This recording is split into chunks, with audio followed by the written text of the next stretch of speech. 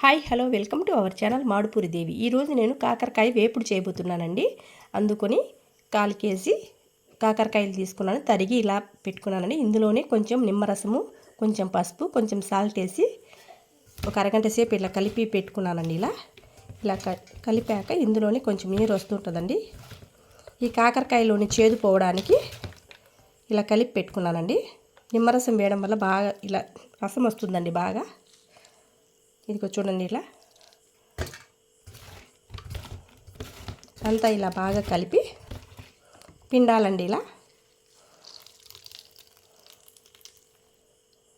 ఇలా రసం అంతా చూడండి, ఇలా రసం వచ్చేస్తుంది మొత్తం. అప్పుడు కాకరకాయలోని చేదంతా పోద్ది.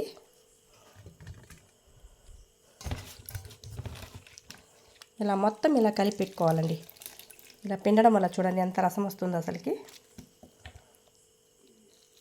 అందుకే నిమ్మరసం వేసి ఇలా కలిపి పెట్టుకుంటే ఇందులోని చేదు అనేది అస్సలు ఉండదండి.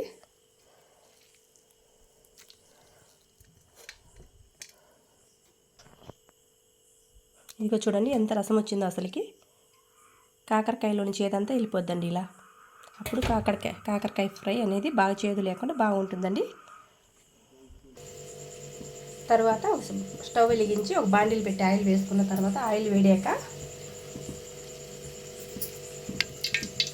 ఇలా ఆయిల్ కాగాక అందులో మినపప్పు, శనగపప్పు వేయాలండి.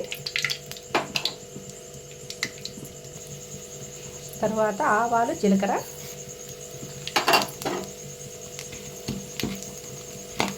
గోల్డెన్ కలర్లోకి వచ్చేదాకా వేపుకోవాలి. వేగాక తరిగిన కాకరకాయ దెబ్బల్ని వేయాలండి. ఇందులో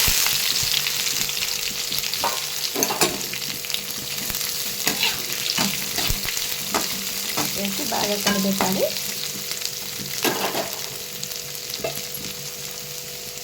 ఇలా ప్లేట్ పెట్టి మగ్గుతుందండి కాసేపటికి. ఇలా కాకరకాయ వేపుడు సగం వేగాక అందులో కొన్ని తరిగిన ఉల్లిపాయలు వేసుకోవాలి. తర్వాత కొంచెం సాల్ట్ వేయాలండి. వేసి అంతా ఒకసారి కలిపి ప్లేట్ పెట్టేయాలండి.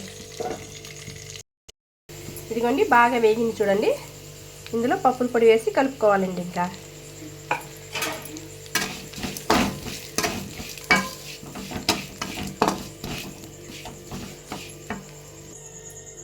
ఓకే ఫ్రెండ్స్, ఎంతో టేస్టీగా ఉండే కాకరకాయ వేపుడు తయారీ విధానం అయిపోయిందండి. ఇంతేనండి. నా వీడియో నచ్చినట్లయితే లైక్ చేయండి, షేర్ చేయండి, సబ్స్క్రైబ్ చేసుకోండి. Thanks for watching.